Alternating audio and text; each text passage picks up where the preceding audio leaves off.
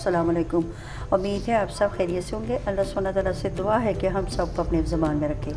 आज हम बना रहे हैं आलू के एपिटाइज़र, या इसको आलू के आप स्नैक भी बोल सकते हैं। इसके लिए हमने 3 अदद आलू लेके उनको बॉयल कर लिया और इनको ये मैशर से अच्छी तरह मैश कर लें। आलू बिल्कुल मैश होने चाहिए, कोई भी ज़रा सा भी मोटा आलू नहीं रहना चाहिए इसके अंदर। आप इस रेसिपी को ज़रूर ट्राई कीजिएगा। अगर आप इस चैनल पे नए हैं तो इसको लाइक और सब्सक्राइब करें और अपने दोस्तों के साथ शेयर करें और बेल आइकन को दबा दें ताकि मेरी आने वाली नई वीडियो का नोटिफिकेशन आसानी से आप तक पहुंच जाए।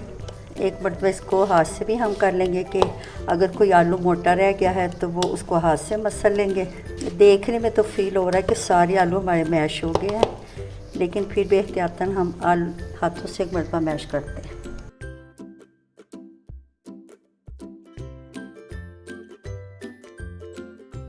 ये कांटे के साथ मैश कर लें। अगर छोटे मोटे आलू के पीसेस रहेंगे होंगे तो वो इसके साथ मैश हो जाएंगे।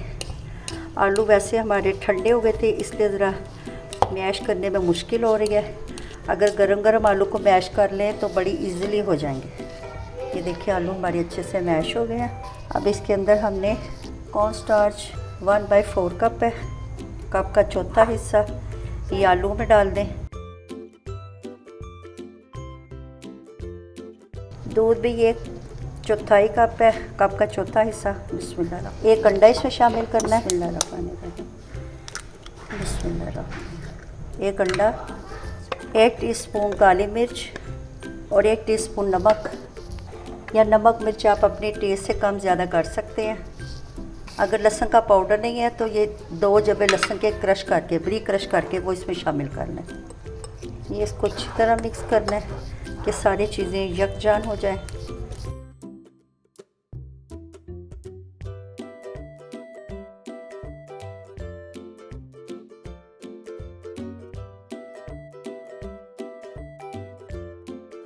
अच्छा सा मिक्स कर लिया बैटर। अब हमने ऑयल फ्राई करने के लिए रखा है। इनको हमने शैलो फ्राई करना है। ये बैटर को हमने पाइपिंग बैग में डाल लिया है। डिस्पोजेबल पाइपिंग बैग है और आगे थोड़ा सा हमने कट कर लिया, तो कैंची से काट लिया है। चलिए आइए फ्राई करते हैं। बिस्मिल्लाहिर्रहमानिर्रहीम।